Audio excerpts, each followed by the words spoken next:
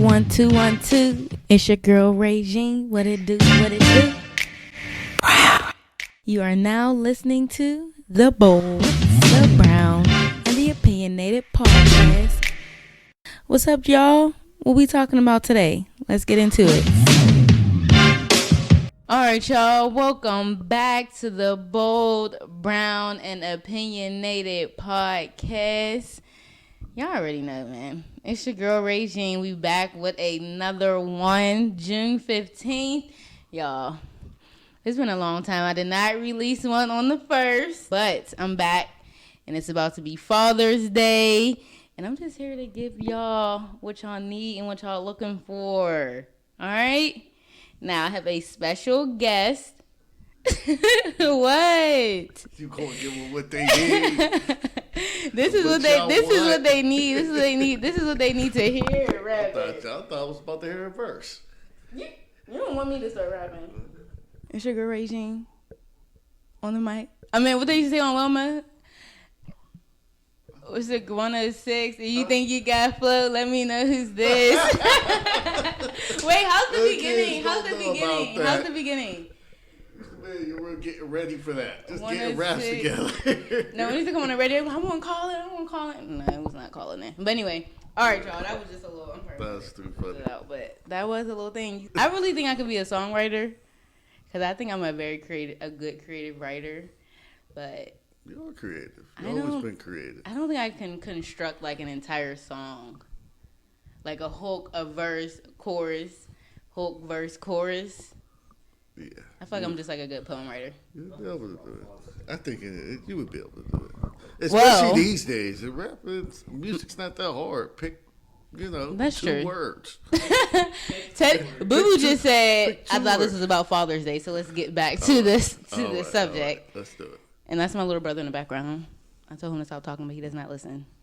But anyway, so this is all about Father's Day, so let's get back into it. Wait, June 16th, isn't that Tupac's birthday? What? What do you want for Father's Day? You don't want nothing for Father's Day? Well, last time I feel like we got to something was that picture. I don't even know where it's at. In the hallway. Yeah. Right there. I feel like that was a couple years ago. You probably need a new one. That's my favorite picture. I got the picture. I got the coffee mug. You know what me and Mia had to do in the mall to get those skirts? Yeah. Searching. Now it would be easier because now we're like that's all y'all do. It's in y'all blood. Y'all love the shop. I'm really trying to listen. The real first question I will ask is, do you feel like? Well, I'll ask you this: how did becoming a father make you different?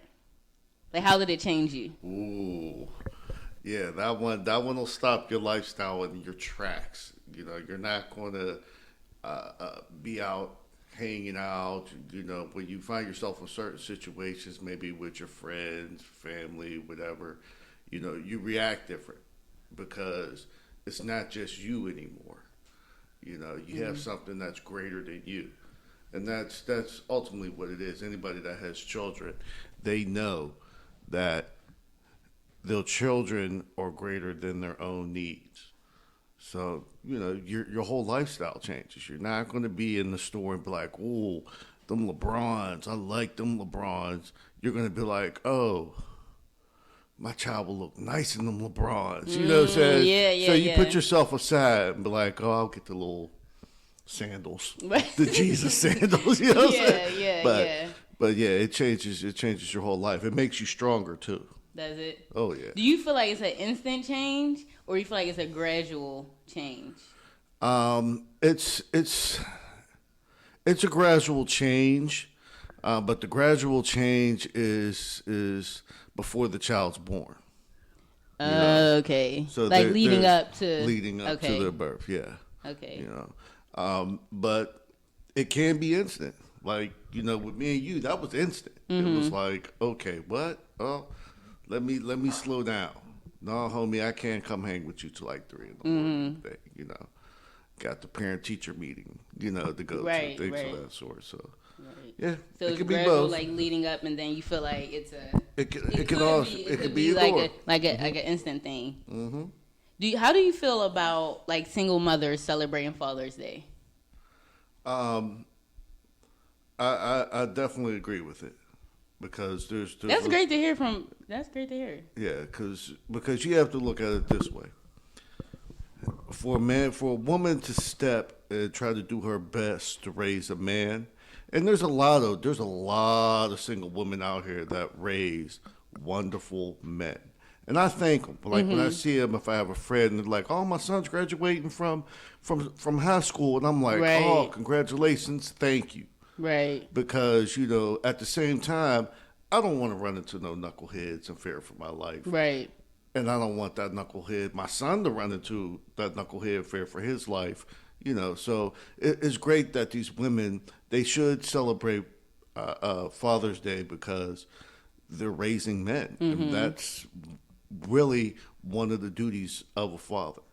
And if they step into that place, they should definitely get the recognition for it. Wow, that is great to hear, like from like a man's perspective on like single mother, because there's so much like on social media about single mothers, they get Mother's Day, like they don't need another holiday, they don't need Father's Day, but hearing it from that perspective, like yeah.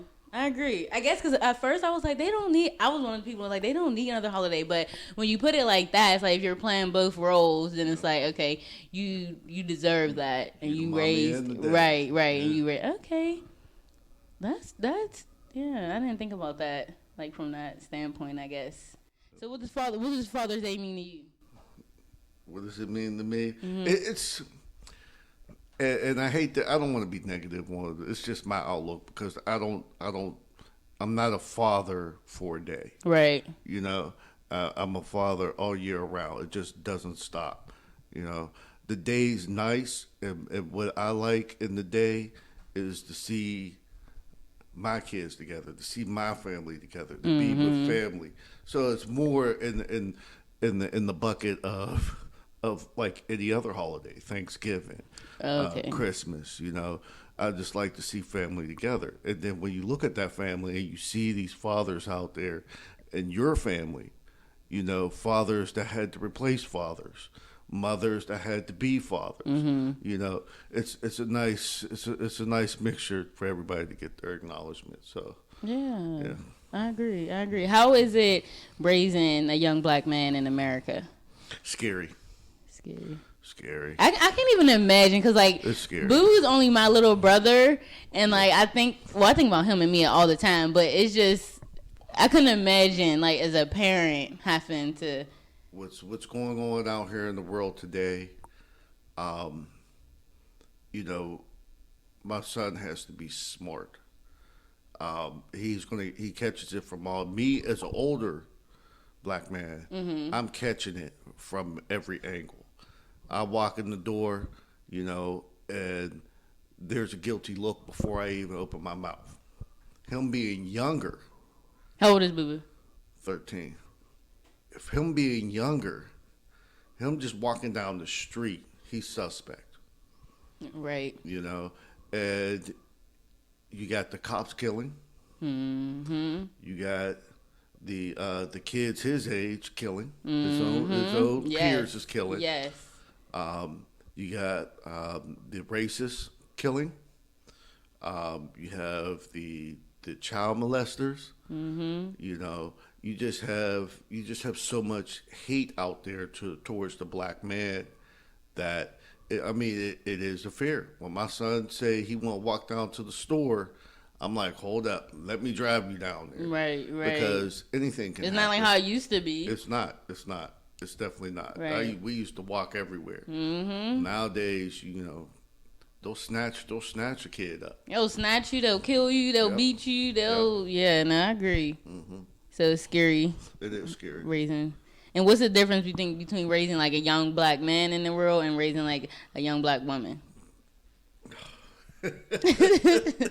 Oh, you got me with that one. Well, the fear is definitely there for both of them. I think for the black male more, they're looked at as being a troublemaker. Someone that's going to commit a crime. As a black female is looked at as, I hate to say it, a sex symbol. And you know, those same people that I mentioned that I fear for my son, I fear for my daughter too. Right. Because let's face it, they're shooting women out here right. too. Right. You know, you see it all the time. They're holding them hostage. You know, things of that sort. Yes. So I mean, it's definitely something. I have my guard up on both of them.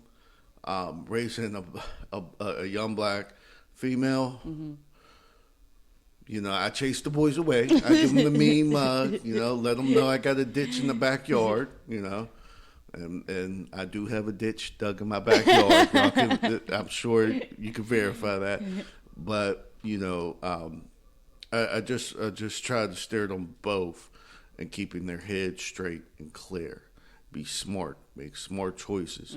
I want you at a point that you're above where I've reached. Right. You know. Right. Absolutely. Uplifting. I want to uplift y'all. So I do feel like that was something that was like instilled in me, like growing up, was that like, you know, I always want y'all to be better than me. I always want you to be better than me. I always want you to, you know, do more than me, go places I never been, do the things, you know, I never had to do.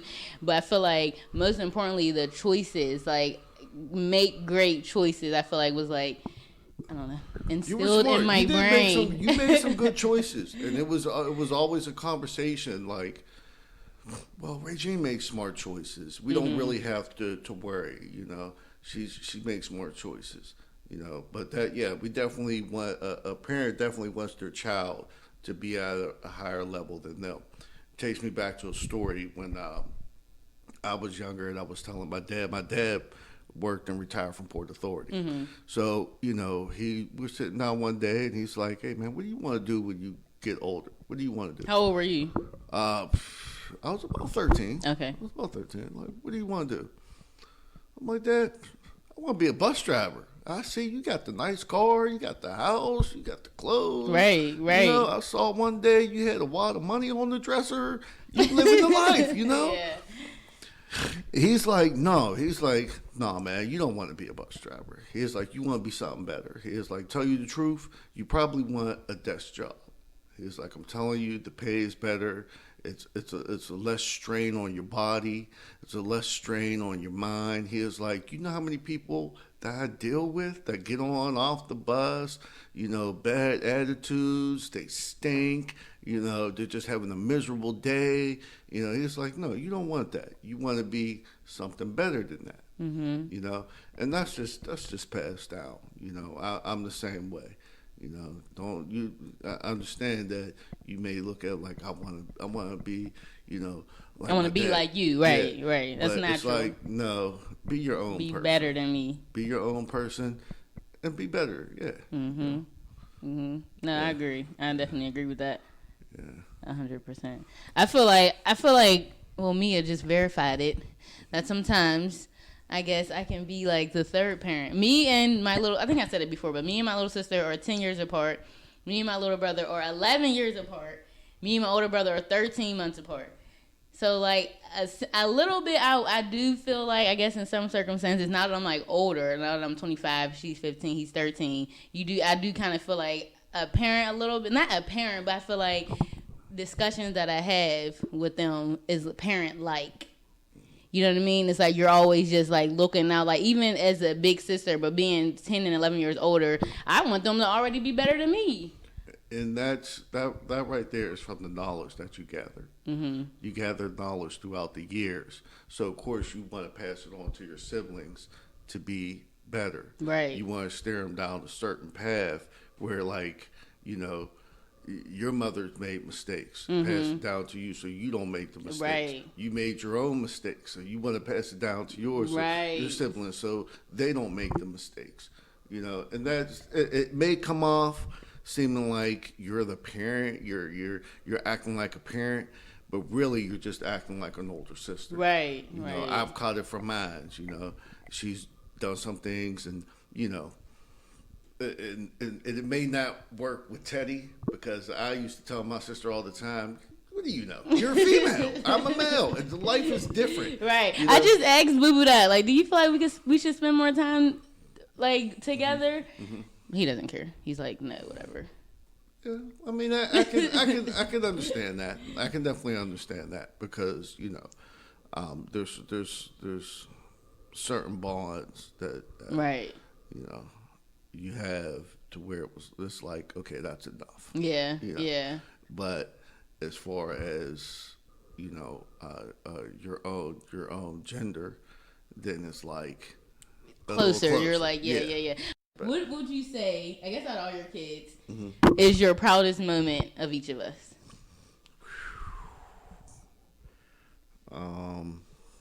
That's a good question, ain't it? Yeah.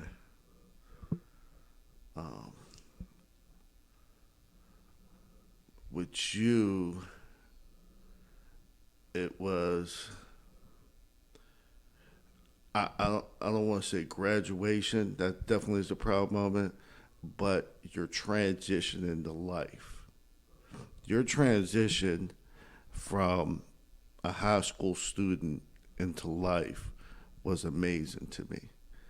I mean, everything from the research and colleges that you did to what you wanted, you knew what you wanted to do. And then once you researched that more, you're like, nope. It's not like you went halfway down the road and was like, oh, no, I don't want to do this. Mm-hmm. You were able to look up the information, see what courses you needed to take, what type of money you would be making, what schools had it. You know what I'm saying? Mm-hmm. Your transition into life was great. And then when you did get your degree, it was like you did not stop. You kept flying. So I would say your transition in life, it wouldn't be one particular moment.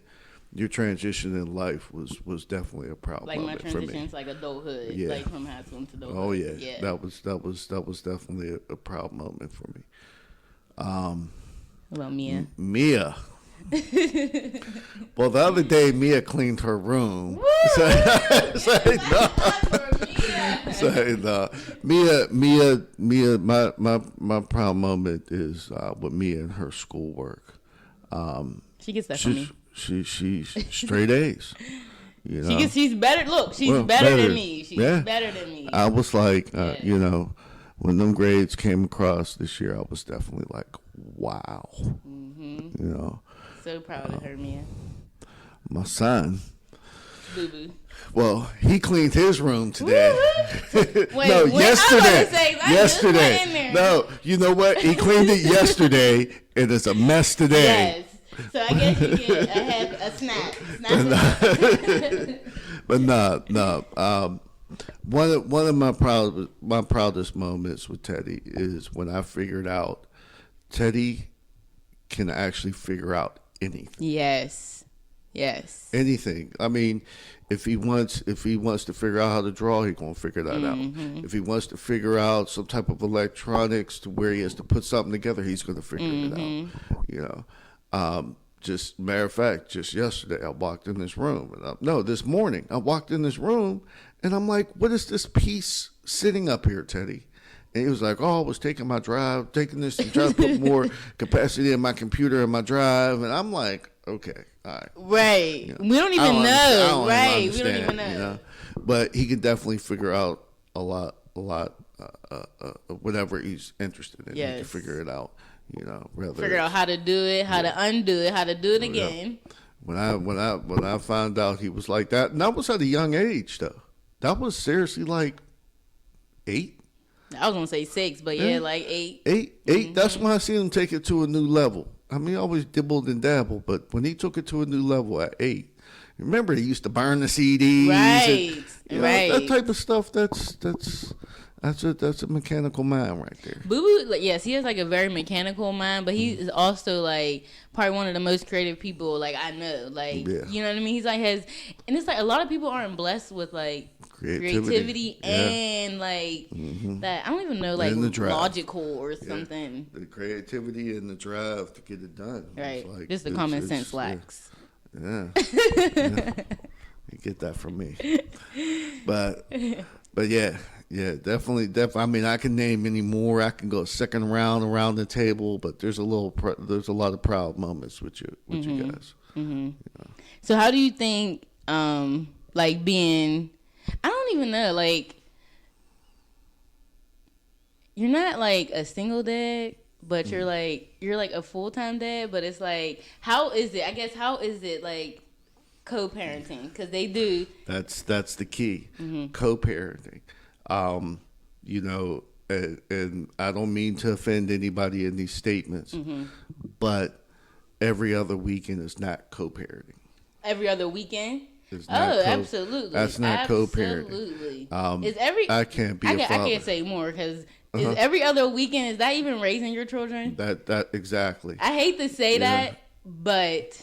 And again, like we don't mean to offend anybody, Right. because if there may be situations where that's the only time you're able to see your child, or the only time that there's a roof for you to get under to see your child, or you have off work, you know. But just keep in mind that right there, you can't raise a child every other weekend. I agree. So, you know, with the co-parenting, you have to sit your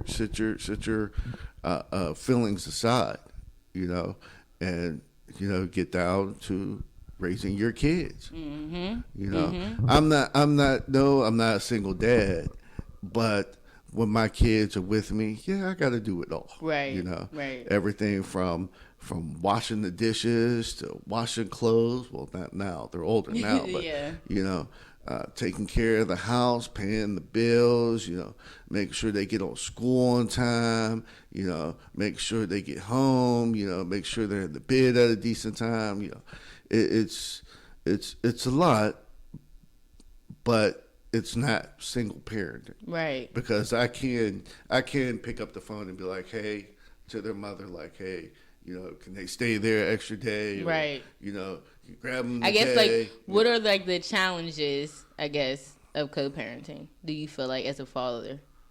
Or the good disagreements. Disagreements. I mean, disagreements is definitely hard with co-parenting. They would be, but they're the same way as if you were in a relationship. You know, you just have to talk it out. Communication, y'all. Yeah, the communication's keyword. Key. Yeah. As far as the positive about co-parenting. Long pause. No, I mean, I'm just sitting here like. Everything's really positive. It's everything's like, really positive. You know, the kids get to see their mother and father. I mean, it's beneficial for them, especially around birthday and Christmas time and all that stuff. You know? Right. But it's definitely makes life easier when you can co-parent, because, you know, ultimately, if the parents are not on the same page or they're arguing or whatever, who ultimately suffers? Right, the kids. Yeah. Right, the kids. Yeah, I agree with that. All right, so last thing I would say is, how do you think, or what do you think is different about kids or children, young adults, whatever, who has like the parents that are divorced? What is different when the kids? What is different in a divorce with the kids? Like what? How do you? I guess let me rephrase that. What do you think? Is the effects on children who have divorced parents?